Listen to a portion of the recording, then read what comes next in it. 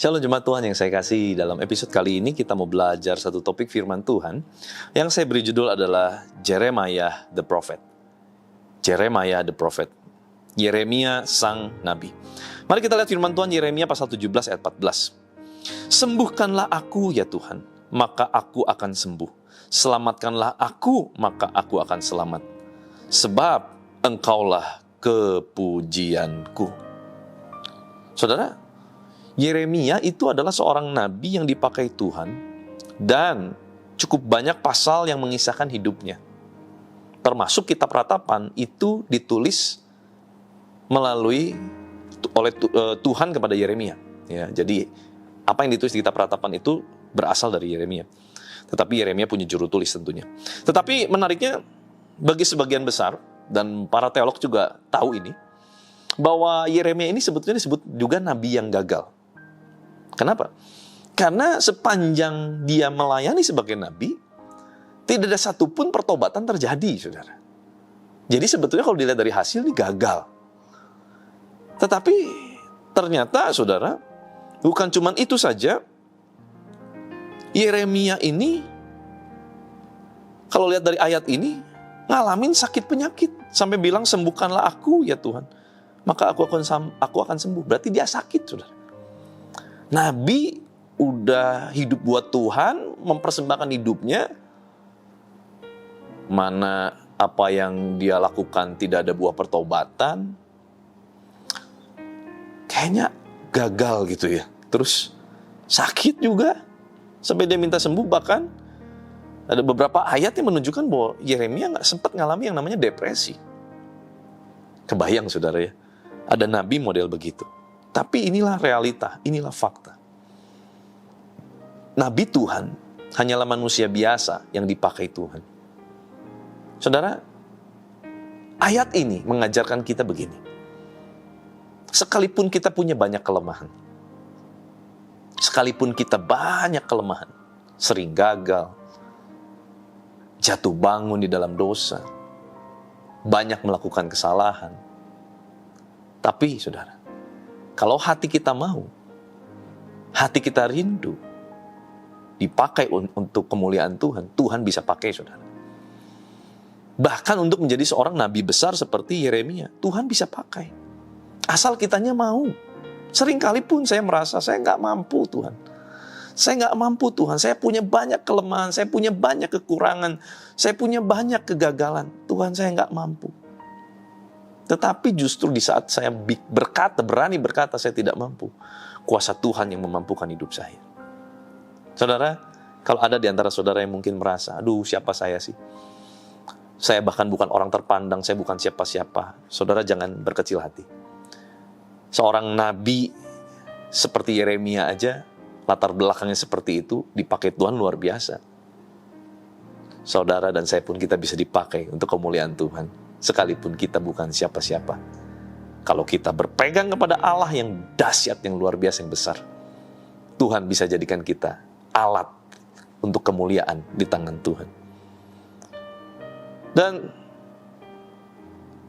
kalau kita lihat, apa yang dinubuatkan ternyata baru kejadian tuh belakangan, saudara. Benar-benar terjadi semua ternyata ya. Israel dibawa ke pembuangan Babel, semua digenapi. Bahkan dicatat Yeremia sendiri hidup di zaman Israel diperintah oleh Manasye, anak dari Raja Hizkia. Dan apa juga yang dinubuatkan, ada juga yang baru terjadi sekitar 50 tahun kemudian. Jadi kalau lihat, wah ini mah nabi gagal. Saudara, kita nggak bisa lihat gagal sukses seseorang cuma dari jangka waktu tertentu. Terkadang ada waktu yang cukup panjang kita harus nantikan sampai kita bisa melihat keberhasilan seseorang waktu dia ikut kepada jalannya Tuhan. Saya bisa membayangkan kalau di posisi seorang Nabi Yeremia ini, dia mungkin berseru sama Tuhan, Tuhan saya udah serahin semua loh hidup saya buat Tuhan. Saya udah gila-gilaan loh ngomongin apa yang Tuhan suruh saya ngomong, bahkan saya mungkin tampak seperti orang gila. Saya seperti melawan arus, seperti ikan salmon ya, yang melawan arus begitu. Wah, saya nih melawan arus, semua orang bilang A, saya bilang B, padahal ini kehendak Tuhan. Gak terjadi lagi. Ada yang baru terjadi 50 tahun kemudian. Gimana Tuhan? Mungkin kalau saya jadi Yeremia, saya pun akan ngomel saudara sama Tuhan. Tuhan gimana ini? Gak salah Tuhan, saya ini gagal Tuhan. Tapi lihat, kegagalan secara manusia bukan berarti gagal di hadapan Tuhan. Waktu saudara dan saya ikut terus sama proses-proses yang Tuhan ajarin, hasilnya mungkin belum berhasil betul-betul kelihatan seperti yang manusia inginkan. Tapi bukan berarti kita gagal. Gagal itu sebetulnya adalah saat kita tidak mengenali siapa diri kita, apa kata Tuhan, dan tidak melakukan kehendak Tuhan. Itulah kegagalan. Kalau soal hasil, itu gimana Tuhan, saudara? Itu gimana Tuhan? Kita udah usaha sungguh-sungguh, kalau hasilnya menurut manusia belum. Tapi buat Tuhan mungkin. Tuhan lihat usahanya. Tuhan lihat prosesnya. Makanya kenapa Tuhan begitu yakin ngomong sama Daud ya? Daud adalah hamba yang berkenan. Who will do all my will? Dikatakan who will do. Begitu yakin Tuhan bahwa Daud akan melakukan, selalu akan melakukan, who will do all my will, selalu akan melakukan kehendak Tuhan. Kenapa dia begitu yakin? Kenapa Tuhan begitu yakin kepada Daud? Karena Tuhan lihat Daud ini orang yang mencintai proses. Waktu diproses dia nggak kabur, dia nggak lari, dia jalanin. Kalau hidup kita ikutin prosesnya Tuhan step by step. Dan Tuhan nggak pernah ngajar kita hidup instan. Ada kesembuhan instan, ada. Tetapi dalam kehidupan, kependewasaan rohanian, Tuhan pasti tidak pernah mengajarkan kita hidup instan. Step by step. Waktu kita adalah orang-orang yang pay attention to process. Orang-orang yang memberi perhatian kepada setiap proses. Dan kita jalanin sesuai dengan kehendak Tuhan. Saudara nggak usah pusingin hasilnya. Apa kata orang, sekalipun kata orang gagal. Tapi yang penting kita ikutin hasil, yang kita ikutin adalah prosesnya. Hasilnya di tangan Tuhan. Saya percaya buat Tuhan itulah keberhasilan. Mari kita pilih mau berhasil di mata Tuhan atau berhasil di mata manusia. Saya berdoa setiap kita semua memilih berhasil di mata Tuhan. Ingat kisah ini, bahwa nabi seperti Yeremia pun mungkin dinyatakan gagal. Tetapi tidak demikian. Sebab pada akhirnya apa yang dinubuatkan semuanya digenapi. Yeremia bukan nabi yang gagal. Anda dan saya, Tuhan tidak pernah menciptakan untuk gagal, tetapi kita akan belajar dari setiap kegagalan.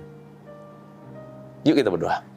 Tuhan, terima kasih buat firman-Mu mengajarkan setiap kami, untuk kami bangkit dari segala keterpurukan kami, untuk kami keluar dari setiap keterpurukan yang sedang menimpa dalam kehidupan kami, yang menekan hidup kami, yang membuat kami menjadi kerdil dan merasa tidak bisa apa-apa. Ternyata Tuhan, bersama dengan Tuhan, waktu kami mencintai setiap proses, dan kami mendengar suara-Mu dan melakukan semua yang Tuhan perintahkan, sekalipun di mata manusia kami gagal, tetapi kami adalah berhasil di mata Tuhan. Tuhan, biarlah mata kami tertuju kepada Tuhan, bukan kepada diri kami, bukan kepada apa yang disebut pencapaian-pencapaian manusia. Semuanya itu fana, tetapi kami mau mengarahkan pandangan kami kepada pencapaian-pencapaian sorga yang sesuai dengan kehendak Tuhan, melakukan perintah Tuhan, mengerjakan kehendak Tuhan, yang secara khusus juga Tuhan berikan pada setiap kami. Tuhan berikan kekuatan bagi setiap umat-Mu. Setiap panggilan-panggilan yang Kau sudah berikan bagi anak-anak-Mu. Kami percaya Tuhan, setiap panggilan-Mu tidak pernah salah. Kami mau ikut pada panggilan-Mu. Dan kami akan melihat panggilan-Mu berbuahkan hasil yang luar biasa di dalam kehidupan kami. Dan bahkan keturunan kami, generasi berikutnya, anak cucu kami. Terima kasih Tuhan, berkati umat-Mu. Sepanjang hari ini apapun yang mereka kerjakan, Engkau yang jadikan mereka berhasil. Perlindungan tangan kasih-Mu menyertai mereka. Dan kuasa kehidupan, kuasa kebangkitan Kristus memerintah atas kami. Di dalam nama Tuhan Yesus Kristus, haleluya. Sama-sama kita katakan, amin. Tuhan Yesus memberkati.